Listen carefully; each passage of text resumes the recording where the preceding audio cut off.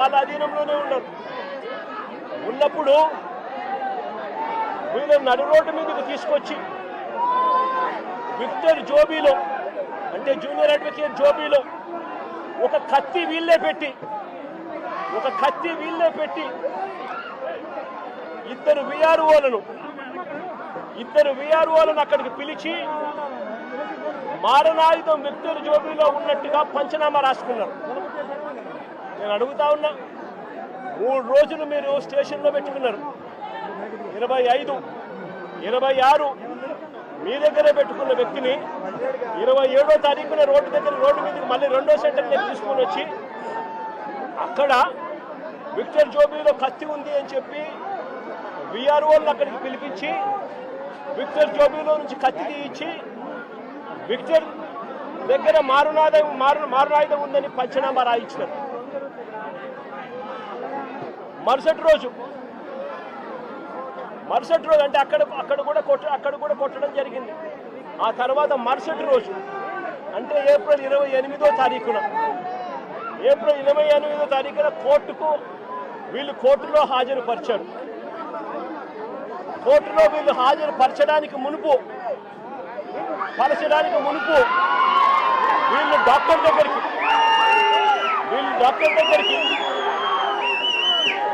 తీసుకొని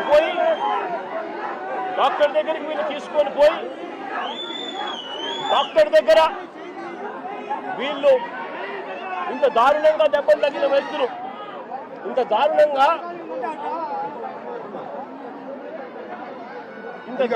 కొడితే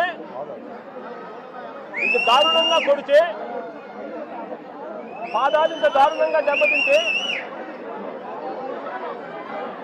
డాక్టర్ దగ్గర ఎలాంటి దెబ్బలు తగలలేదు అని చెప్పి డాక్టర్ దగ్గర వీళ్ళు సర్టిఫికెట్లు తీసుకుంటారు. తీసుకొని వీళ్ళు 28వ తారీఖున కోర్టులో హాజరుపరుస్తారు.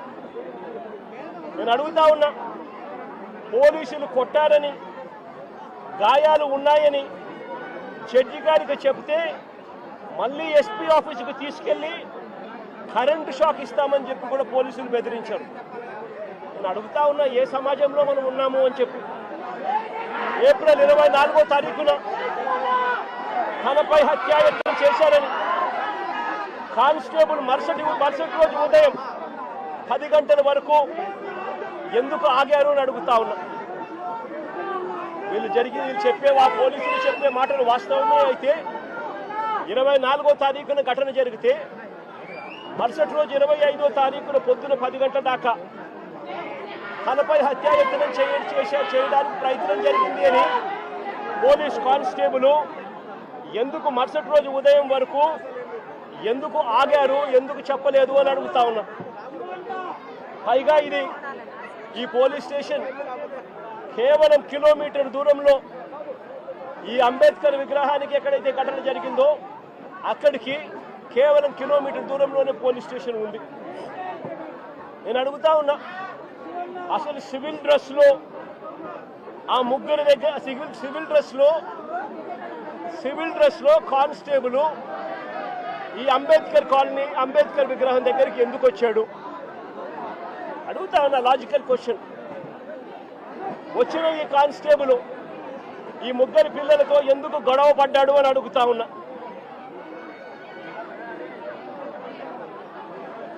ఏప్రిల్ 25వ తారీఖున ఉదయం వీరిని అదుపులోకి తీసుకున్న పోలీసులు, ఏప్రిల్ 25వ తారీఖున మంగళగిరికి వెళ్లి వీళ్ళని అదుపులోకి తీసుకున్న పోలీసులు